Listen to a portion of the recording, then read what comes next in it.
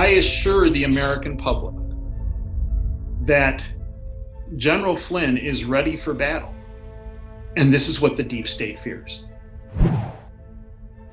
Hey friends, Sean from SGT Report here. Thank you so very much for tuning in. Hey, before we begin this interview with my longtime friend Dr. Dave Janda, just a quick word. YouTube has demonetized this channel, as you know, saying that it's not advertiser friendly, which is absolute ridiculousness because in this case, I have a very specific advertiser who reached out to me and wants to reach out to you. So a new bill in Washington is trying to invade your privacy. It's called the Lawful Access to Encrypted Data Act, and if it passes, it will be the end to warrant-proof encryption, meaning both you and I won't have privacy from this government, even our encrypted data. So that's why I do everything I can to ensure my privacy online, meaning I always keep my VPN turned on. Using a VPN will hide your location online, stop advertisers from creating a profile about you, and allow you to surf the web anonymously. And as an added bonus, if you get a YouTube video that's blocked in your country, with just the click of a mouse, you can change your virtual location to any country you want, allowing you to get past any blocked videos.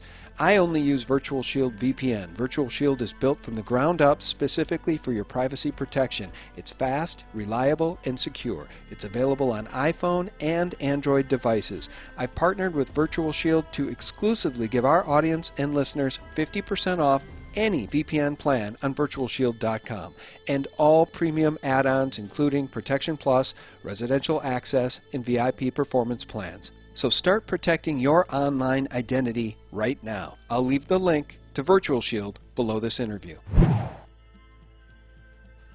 All right, friends, let's begin. I have back on the line the one, the only Dave Janda, Dr. Dave Janda, Operation Freedom.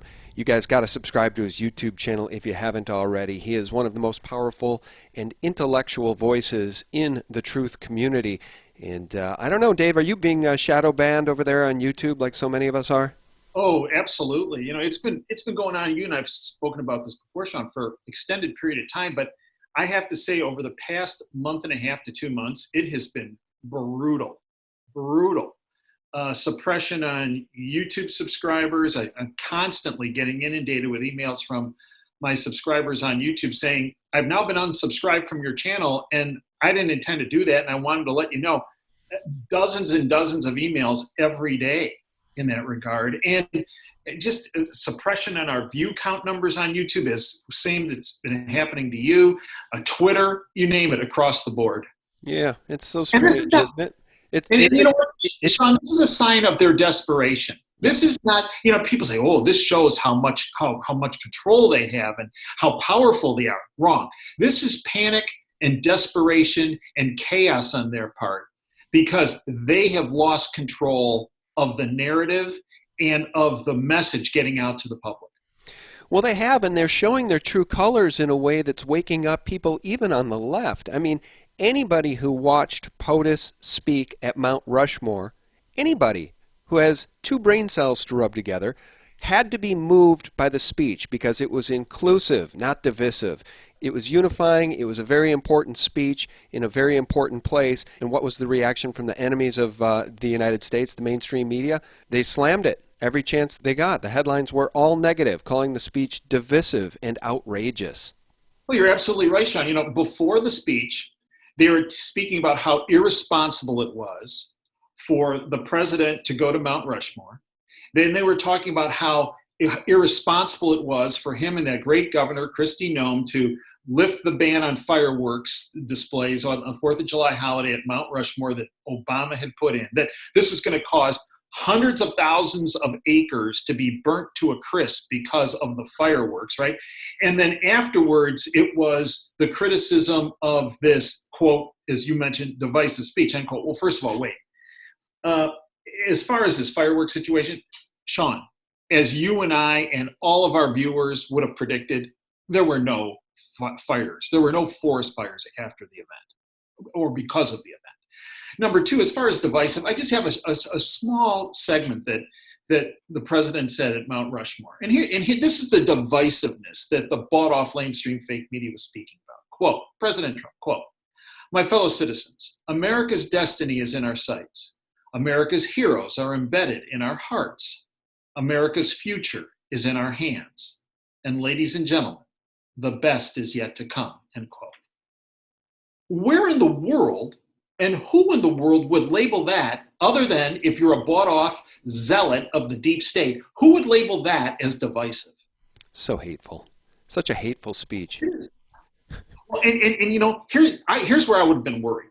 If they didn't try this whole manipulation game again about, oh, how divisive it was, this obviously put a stake in the heart of the deep state, this event and this speech, which was then followed with the July 4th event at the White House, because for them to go screaming and carrying on and hysterical shows how effective it was.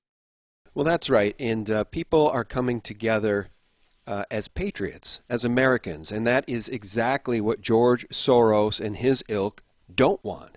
They want us divided. They want the borders open. They want abortion on demand on every corner. And they want the Constitution burned. The whims of tyrants is what we see happening over in California, where they tried to ban fireworks on the 4th of July with a $50,000 fine if you had the audacity to celebrate and light off any fireworks. And what was the response? Fireworks as far as the eye could see. I thought that was really something special, Dave. I completely agree. You see, what they've been trying to do is obviously, as you've outlined and dissected brilliantly over many months' time, there's been one suppressive, oppressive move after another on behalf of the deep state. And now they were going to try the fireworks ban situation. Well, pun intended, that blew up in their face. Because America and Americans and patriots and freedom fighters said, you know what? No, we're going to show you exactly how we feel about your bans. You know, we're tired of all the hoaxes. We're tired of the impeachment hoax. We're tired of the fake Russian collusion hoax. We're tired of the Ukraine hoax. We're tired of yes, the coronavirus, which I call the freedom stripping virus, was unleashed on the freedom movement, both in China, as that freedom movement moved from Hong Kong into mainland China and then was exported willfully to the United States and into Western Europe. But people were tired about the hypocrisy of how that entire infectious disease issue was handled and is currently being handled. And then when the go-ahead was given by the deep state to start on this peaceful protest movement that easily for them, because it was all pre-planned, morphed into the riots and the looting and the destruction and the death and the hypocrisy of these same governors, Newsom, Whitmer here in the People's Republic of Michigan, right? Or actually the largest POW camp in all of North America, that being the state of Michigan. When you know, they're saying, oh, you can't, you know, we're going to fine people that gather in groups of more than 10. Yet they're out there, Whitmer's out there marching with the Black Lives Matters movement. And then 2 weeks later, she's saying, well, you know, the number of cases are increasing. Sean, this is back to the future. This is, you know, the reason why Michigan became a hot spot on March 24th is because she allowed the Democrat primary to occur on March 10th, and where she campaigned is where the hot spots started in the state of Michigan. She was directly responsible for Michigan becoming a hot spot in March. This is why I called her Corona Gretchen or Typhoid Whitmer. She solely was responsible for this, what happened in this state. And we did become a hotspot. My friends that are still on the front line of healthcare delivery said, you know what? It was 2 weeks after that primary occurred, on March 24th, exactly 2 weeks, which is the incubation time on this virus, that all of a sudden Michigan, it was like flipping on a switch, became a hotspot. And here she is again. Now she's out there, you know, meanwhile, you know, anybody that protested against her totalitarian executive orders, well, you know, they were breaking the law, and, well, you know, they're really horrible people. Well, guess what? There were no, after these peaceful protests by the freedom movement, there was no increase in cases. She goes out there with the Black Lives Matter folks, no social distancing, most of them not wearing masks, and guess what? Oh, all of a sudden, we're seeing the cases rise again. But as we all know, it's not so much the number of cases. It's what's happening with the hospitalizations and what's happening with the fatalities. And this is what the bought-off mainstream fake media, tentacle of the deep state, doesn't want to talk to people about, because guess what? The hospitalization issue, the ICU issue, and the fatality issue is not rising. And in fact, Texas, I have friends down in Texas, medical professionals. And they said, this whole business about our ICUs being overwhelmed, well, they say, if you look at our ICU census, we're not being overwhelmed. In fact, the CEO of these large medical centers in Houston have come out, a number of them, and said, our census is up by like 3 or 4 people due to the coronavirus. It's not that we're about to implode and overrun the system, but this is the narrative that the tentacle of the deep state, the bought-off mainstream fake media, wants to get out to people, because it's all about fear and chaos. That's and right. Out of fear and chaos, they believe that's the only way that basement dweller Joe Biden can become president. But let's just stay on the coronavirus for a second, because what's really outrageous is that some states, and I think Texas is one of them, is now counting probable cases.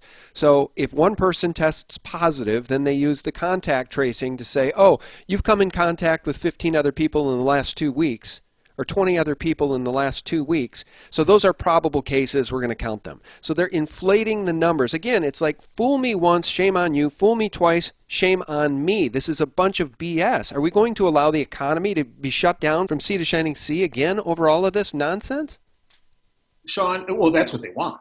And your point is very well taken. And in fact, people that would have heard that, some people will say, oh, that's conspiracy. No, Sean. You're 100% on target, because my friends down in Texas in the medical community have pointed this out, that this has been occurring, that one person is diagnosed COVID positive, coronavirus positive, and next thing you know, all of a sudden that one case is being multiplied by 17 up to 28, because they're saying, well, you came in contact, oh, okay, that's now 28.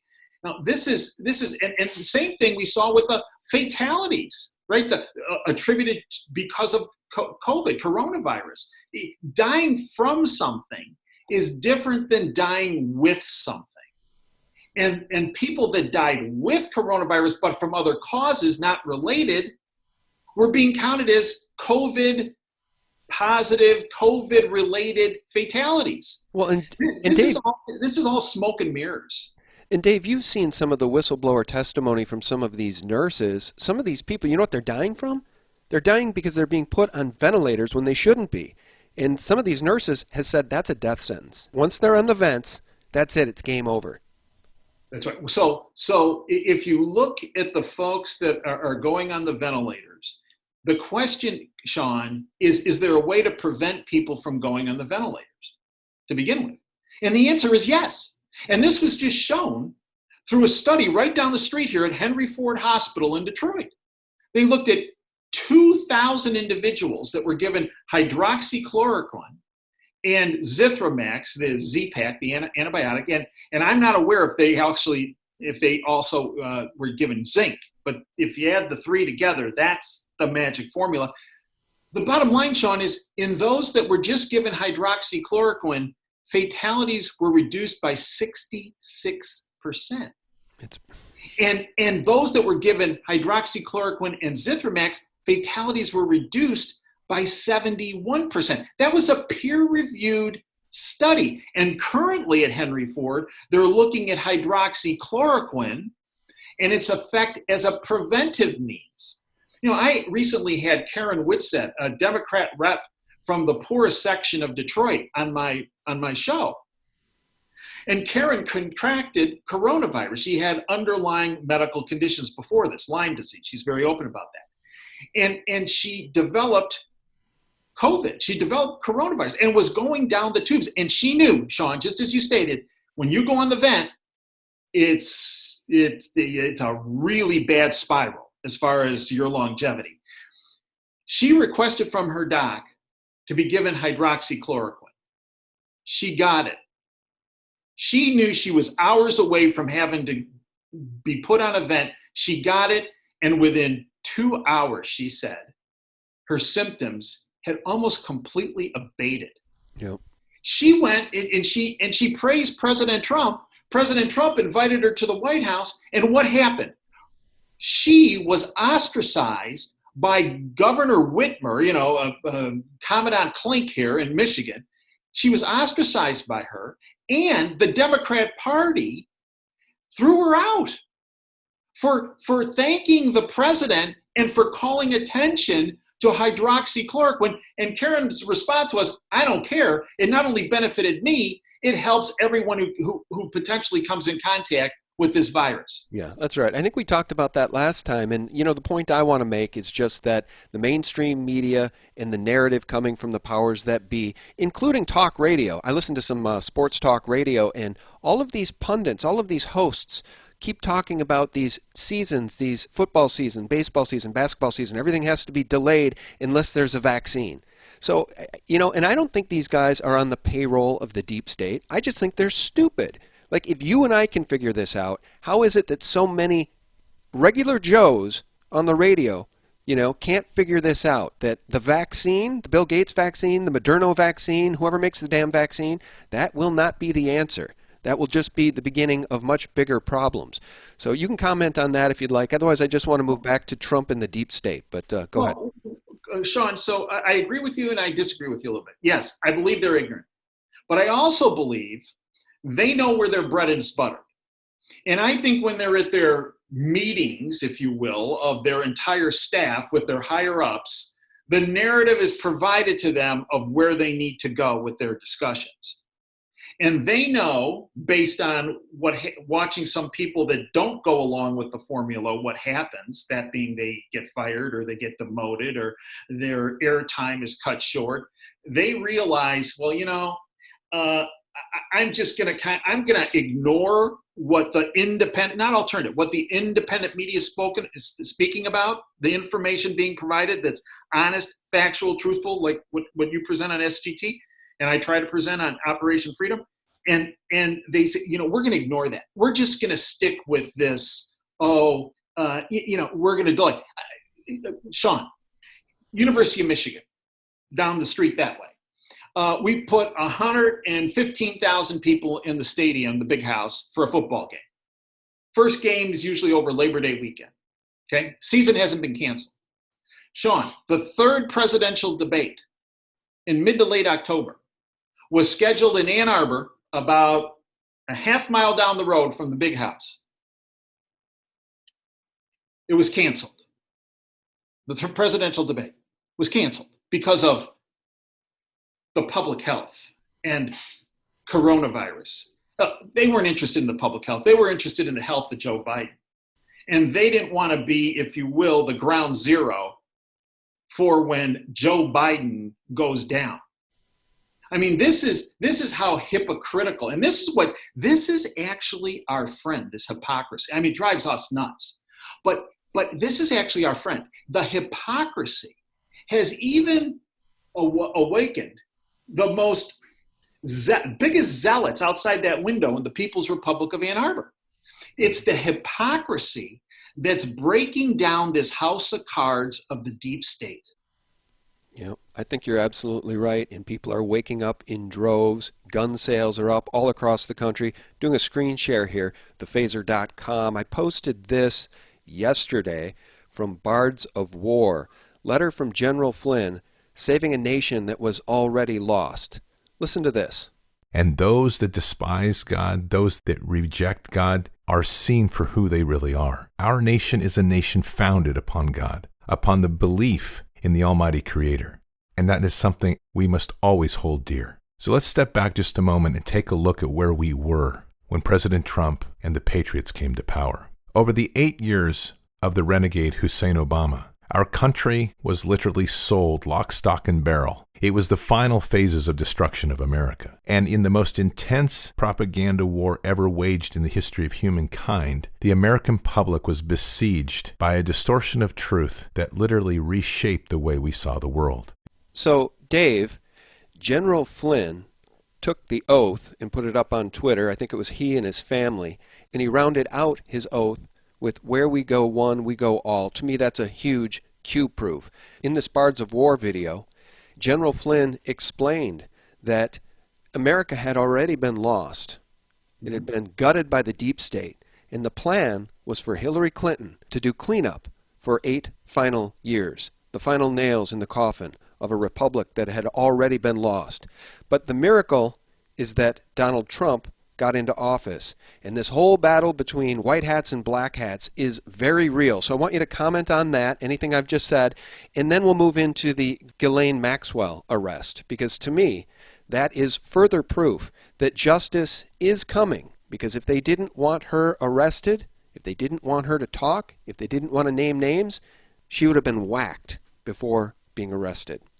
Well, first of all, on General Flynn, I consider General Flynn a friend. And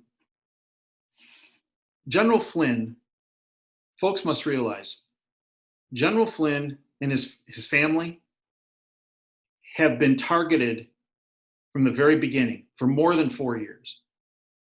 And General Flynn and his family are political prisoners. And folks also must understand that he was set up by his former attorneys at Covington, of which former Attorney General under Obama, Eric Holder, is a partner in that firm. If it were not for General Flynn's firing of Covington and then bringing in Sidney Powell, his phenomenal attorney, I believe General Flynn would not be a free man today. General Flynn and Sidney Powell and his family are not only fighting for his freedom, but for every American's freedom. The reason why Emmett Sullivan, the judge, has been blocking what the Department of Justice decided on May 7th of 2020, that the case against General Flynn to be dropped, Emmett Sullivan, by his actions, is telling us that he is a tool of the deep state, of the globalist syndicate. And what he's trying to do is prevent General Flynn from coming back on the battlefield. Now, General Flynn is getting out information. He's written several letters. Actually, I featured on a couple of my YouTube presentations of his letters to the American public, where he said, let's not let 2% of these malcontents take away what 98% of people cherish in our country, that being freedom and liberty in a constitutional-based republic. Emmett Sullivan is doing everything in his power to block General Flynn from entering that battlefield because they know General Flynn is a game changer. And the minute he comes back on that battlefield, full force, it's over for the deep state. I want to share with you a very quick note I got from General Flynn on June 9th. As I said, I consider General Flynn a friend and have been a friend of his for an extended period of time. Here's what he said. Dave, we have to fight back against the totalitarian state apparatchiks that are running the machinery of the United States government. The most dangerous weapon for the left is a bureaucrat with a bad attitude. Thanks for exposing the truth. You've been over the target from the very beginning. Mike. What an honor. Well, that's fantastic. I mean, it just proves that you're the real McCoy, my friend. Well, there are a number of correspondences I have with him, and I will not share them publicly until his case is finalized. And I assure the American public that General Flynn is ready for battle. And this is what the deep state fears. Let me just say one thing. I'm going to circle back to that Bards of War video. One thing that I did not realize, and I consider myself fairly well educated regarding Barry Soetoro, the mystery of his birth certificate, the mystery of his birthplace, the mystery of his actual religion, the mystery of his wife that actually may not be a woman. There's all sorts of conspiracy theories regarding Barry Soetoro, but one thing I didn't realize was the relationship between Lolo Soetoro and George Bush Sr. George Bush Sr. knew Barry Soetoro when he was a little boy. The whole thing stinks to high heaven. And that Bards of War video, I can't recommend it more, folks. I'll try to remember to link it below. Otherwise, go to thephaser.com and search for it. The Obama administration was the most treasonous and deceitful administration in the history of America. And quite frankly, it may go down as one of the most treasonous administrations in the history of man. The election of Donald J. Trump was the ultimate monkey wrench in the spokes of the deep state. I agree with 110%. And you know, Sean, for years I've gotten grief when I've said that whether it's Barack Obama or Bill and Hillary Clinton or George W. Bush or George H.W. Bush, that they are all part of the globalist syndicate. There are many on the right that got down on me for linking George W. Bush and George H.W. Bush in the globalist crowd. I stand behind what I've been saying for well over a decade as it relates to the Bushes. And I do believe that Hillary Clinton, the goal and the assumption they made was that she would be put in power to finish off what all the globalists I just named had put in place. Let me ask you about the arrest of Ghislaine Maxwell. Were you as surprised as I was that they found her right here in the domestic United States? Because I thought that she was in France. That's what the mainstream media wanted us to believe. Maybe she fled there and came back. I find that very hard to believe. France has a non-extradition policy. Your thoughts on the arrest of Ghislaine Maxwell? I think it's a very, very big deal, and I don't think that this administration is going to allow her to get suicided like what happened to Jeffrey Epstein. At least I sure hope that's not the case. Well, if they do, they're in big trouble. If they didn't learn their lesson from Epstein and what happened. As far as Ghislaine Maxwell, I had been hearing as of the beginning of this year, in January 2020, from some very knowledgeable people, that they in fact felt that she was in our country. The question I had is, well, if she's in our country and she can be traced, what's happening here? Why aren't they kicking down her door right now? The response I got was two answers. One, they realize where she is, and they're giving her line, if you will, like letting a fish run with your line. Because as she runs with the line, she actually brings more people into exposure. The second reason I was given why that it took 6 months for them to make it public that she was now in the hands of our government was that things were being blocked from progressing at a choke point area. The choke point area that I was made aware of was in the Southern District of New York. There was a big move that occurred that the bought-off lamestream fake media hooted and hollered about. And when they hooted and hollered about it, you knew it struck a nerve. And that was the firing of Berman, the head of the Southern District of New York.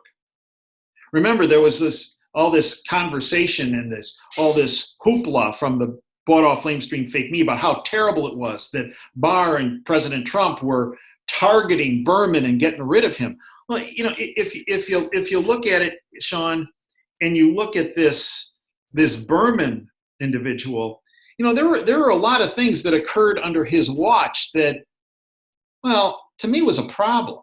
For example, Anthony Weiner fell under his jurisdiction, right? We haven't heard much about that Weiner laptop, have we? I believe Berman was the choke point on that. I think he was the choke point, pun intended, if you will, on Epstein. and what happened there. I think he was the choke point, potentially, on why Maxwell, who had been traced, as I understand it, to New Hampshire, into New Hampshire as early as the beginning of this year, that not much was happening there. I believe that he was the choke point on what happened or what did happen with Joe and Hunter Biden. You know, there has been an independent attorney by the name of Cummings who's come forward from Arkansas who said, look, I called Berman. I emailed Berman about how there were officials in Ukraine who had smoking gun evidence about Biden's involvement, not only Hunter's, but Joe Biden's involvement, and he refused to take any of the information. He was a choke point on that. This same attorney, Cummings, came forward and said, I also have individuals in Ukraine who are coming forward and saying that ledger that was used to take down Manafort was in fact fraudulent. Berman refused to act on that as well. Again, a choke point. And what happened to Berman? Tell people what happened to Berman. Well, Berman, I believe it was on June 22nd, was relieved of his duties. By who? By Barr and Trump. That's right. So this is my point. The white hats actually do want justice, and they are going to move on these people. Can I show you one thing just real quickly before I forget? Let me do a screen share. Sorry to interrupt, but this is, I think, sort of important to the degree that I want to know who sold her this house. So they found her in this beautiful home in New Hampshire. And the claim is she bought this 156-acre property for $1 million as an anonymous buyer. I mean, are you kidding me? I know a thing or two about property, and there's no way on God's green earth that home on 156 acres in New Hampshire could be purchased for just $1 million. To me, that's rent money on a place like that. That's hideout money. I want to know whose home this was. Ghislaine Maxwell, the accused procurer for dead convicted sex criminal Jeffrey Epstein, was arrested Thursday at a New Hampshire home purchased in all cash for $1 million last December by a legal entity. I want to follow the money and root that out. There's more to the story about that property and her hiding out there, I think, Dave. I agree with you. And as I said, I was hearing 6 months ago that she was here in the States. And she had been traced here. So the question is, was she allowed to come here knowingly giving out information and trying to, if you will, set the stage for who else was getting in touch with her to create a deeper case?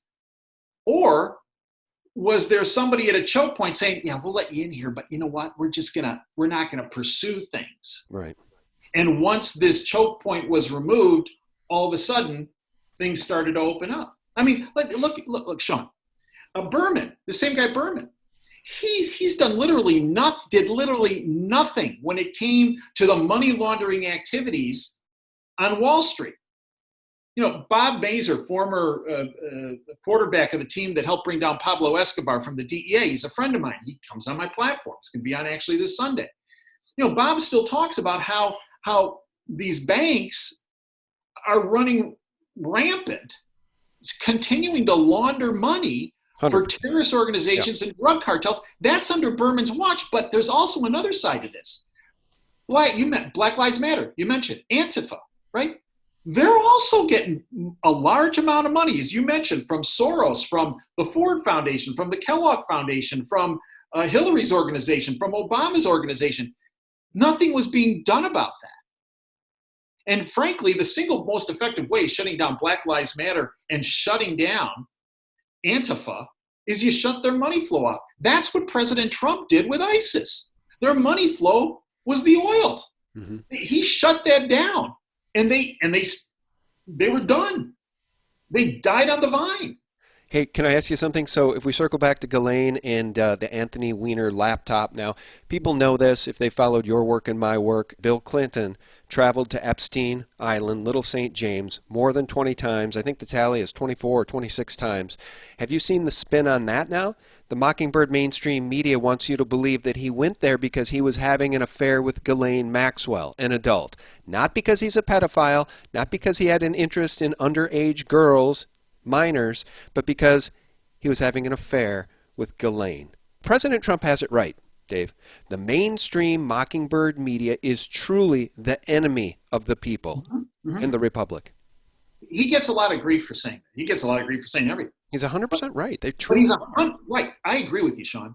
He's 100% right. And you know what, Sean, you and I have talked about this before, but very briefly.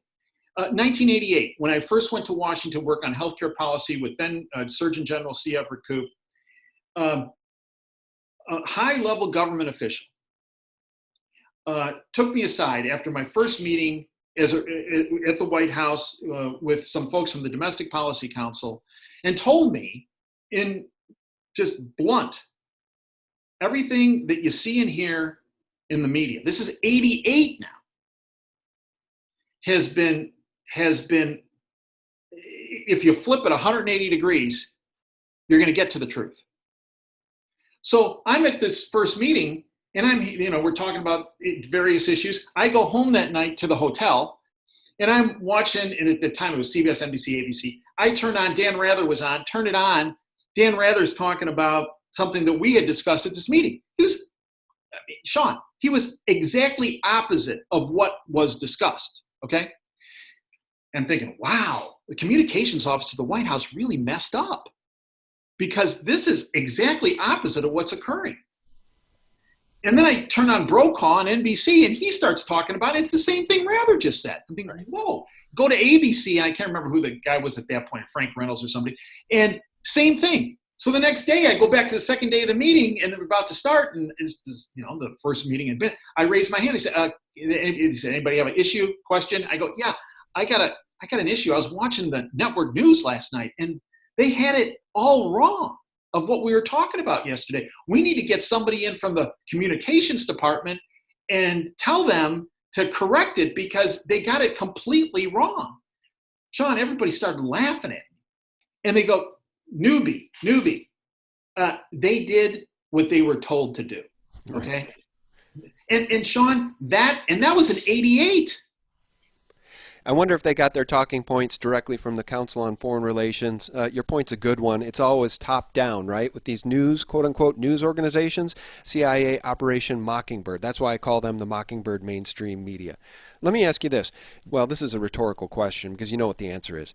They're trying to incite a race war. Oh. With Black Lives Matter, looting cities and Antifa and all of the violence, and this black militia now down in Georgia threatening whites. Did you see that video? I did. An all-black militia, God bless them if they stood for the Constitution, but that's not why they were there. They wanted to confront the 3%ers, I guess, presumably in their minds, the all-white militia, which isn't the case. Most militias in states have Hispanics and some blacks, and it's a mix of people who care about the Constitution and are the last line of defense between tyranny and freedom. And the black militia wants to go to war. And we hear nothing from the mainstream media about that. Well, there were a couple objectives with that. One was to induce fear in the entirety of the country. And they go up to this guy's car. And the guy in the car I thought was pretty cool about everything. Yeah, me too. They're saying, well, you enslaved you enslaved us. He goes, what did I ever do to you? Yeah, where's my reparations, they say. And then they say, we want our reparations. Go, what? Standing there with an AR-15 in his face. Right. Do you have any idea what the mainstream media narrative would be if that was the white militia doing that to black motorists?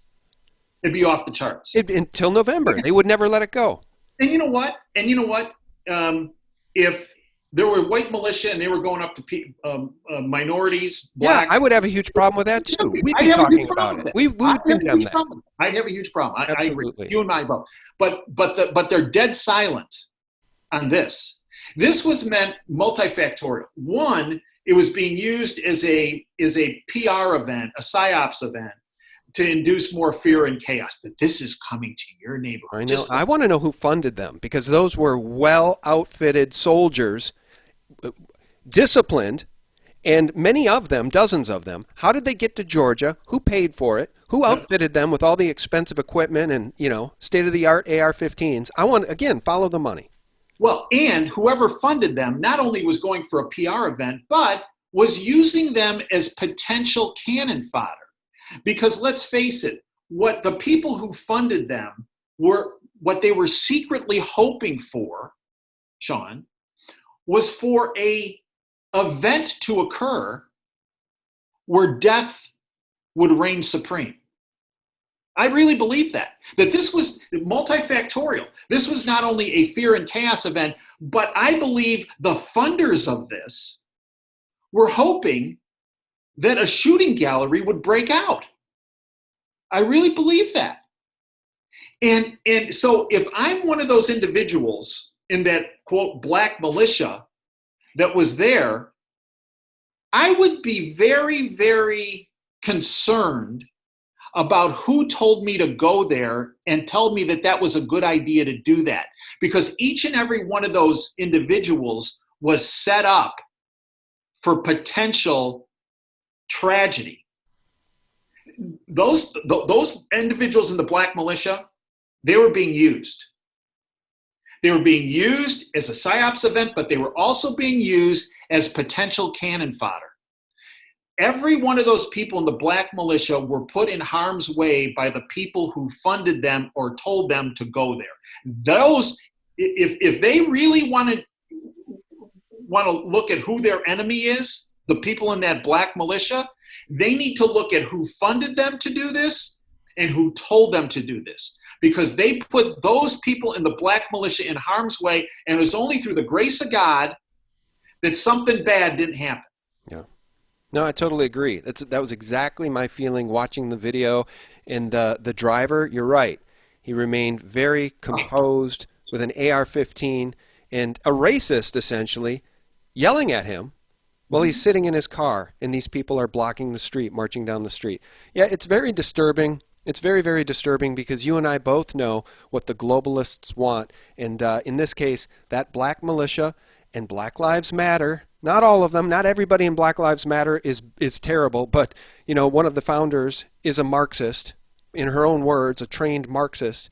Antifa is bad, in my opinion, from top to bottom, and Trump has labeled them a terrorist organization.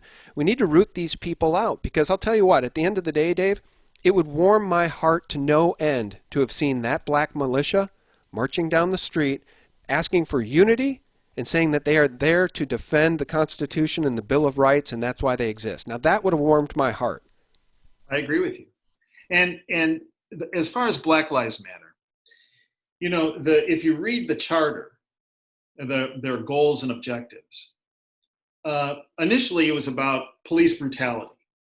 And police brutality directed at blacks, and there are issues. If you look at the number of deaths, what is it? This past year, 250 blacks died at the hands of police officers. Not all necessarily white police officers. Yeah, but don't look at the violence in Chicago, where people are dying black on black crime every single day. Well, 250. Okay, I mean that's 250 too many, but there were more. If you look at the number of blacks that died total in violence, you're talking about 6,000, of which 95+% were black on black events. So if Black Lives Matter, here's my concern, they've taken it to a point where now it's only some Black Lives Matter. It should be all Black Lives Matter. And if all Black Lives Matter, then why are they avoiding talking about those other 5,700 blacks who died at the hands of other blacks? I mean, David Dorn, the 28-year retired police officer from St. Louis, died at the hands of a, quote, peaceful protester who was rioting and looting. The bought off lamestream fake media ignored him because it didn't fit in with their narrative. Now President Trump, going back to July 4th, had David Dorn's family at the White House to honor them. Did the bought-off lamestream fake media talk about that? No, because it didn't fit their narrative. They wanted to talk about him being divisive. How is that divisive? It's not. And my big problem with Black Lives Matter is if you look at their founders, whether it's Patrisse Cullors, who, as you mentioned, in 2015 said that they are a Marxist terrorist group. If you look at the latest Hawk Newsom, when he's talking to Martha McCallum, when he talks about we're going to burn it all down, and President Trump tweeted about that, that is a huge problem. Okay, that and Patrisse Cullors also spoke recently about the fact that their goal and objective was to get Trump out of office. Now, wait a minute. I thought this was about Black lives and potential brutality against Black lives. I mean, so I have an inherent problem with this being a known, and the founders saying we're a Marxist terrorist organization. I have a problem with that. Yeah, so do I. I. If you look at their money and their funding, there's some real questions about the money and what's happening and who's laundering the money and this kind of action. So I have a lot of problems with this. And then if you say that all lives matter, well, you're a racist. Well, wait a minute. When I started medical school at Northwestern University in Chicago, the dean walked in, Dean James Eckenhoff, into Thorne Hall, which was this huge edifice that your first class in medical school at Northwestern was always in this huge auditorium in this huge building. He walked in, it was before anatomy started, and he said, today you embark on your career in medicine. And throughout your career, you need to treat everyone the same. Everyone's care and everyone's life matters. Was he a racist for saying that? Of course he wasn't. Of course he wasn't. And then he went on to say, when you get to a point in your career where you start treating people differently, that's an indication it's time for you to leave the field of medicine. That's right. Walked out of the room. He was 100% on target. And as a surgeon, I can tell you, once you get through that first couple millimeters of skin, Sean, I've taken care of men and women and young and old and white and black and red and brown. And you know what? When you get through the first 2 millimeters of skin, no matter who it is, we're all pink. Okay? Yep. We're all pink. They want us divided. Our guest today has been Dave Janda. Will you please shout out all of your platforms, because people need to subscribe to you. I see other people on YouTube doing very well, really newcomers to the space, people like Dr. Stephen Turley. Every time the man puts up a video, which is generally twice a day, they go absolutely bonkers, 400, 500, 600,000 views in a day or two. You and I don't get that kind of support from YouTube anymore. How do people subscribe to you? So they can join me on my website, davejanda.com. We have the free side, the public side, and we have the subscription side with extra shows, extra content. That's $9 a month. And then we also do the radio show, which, folks, Operation Freedom airs 2 to 5 Eastern every Sunday. It's a live show. Folks can listen to it live free from davejanda.com and hit the listen live button. If they're subscribers to the platform, they have access to the podcast. In addition, I'm not as prolific as you, Sean. I put a couple YouTube presentations up every week on our YouTube channel, Operation Freedom. So our YouTube channel, I'm also on Twitter at DocDHJ, DOCDHJ, or just Dave Janda. I'm on our website, davejanda.com, and of course our YouTube channel, also named Operation Freedom. All right, my friend. Well, you are a beacon of truth in our country, and I want to thank you for everything you do so very much. Dave Janda has been our guest. Thank you, Dave. Thank you, Sean, for everything you do and how you do it. All right, back at you, my friend. And guys, thank you so much for tuning in. It really does mean a great deal to me. And a special thank you to our patrons who are keeping us in this fight. You guys are really our last defense, frankly, because YouTube demonetized the channel altogether about a month and a half ago. And I love you guys. Thank you so much for tuning in. And for real news, please visit us directly at sgtreport.com, the antidote to corporate propaganda. God bless. Bye-bye. We remember that governments exist to protect the safety and happiness of their own people. A nation must care for its own citizens first.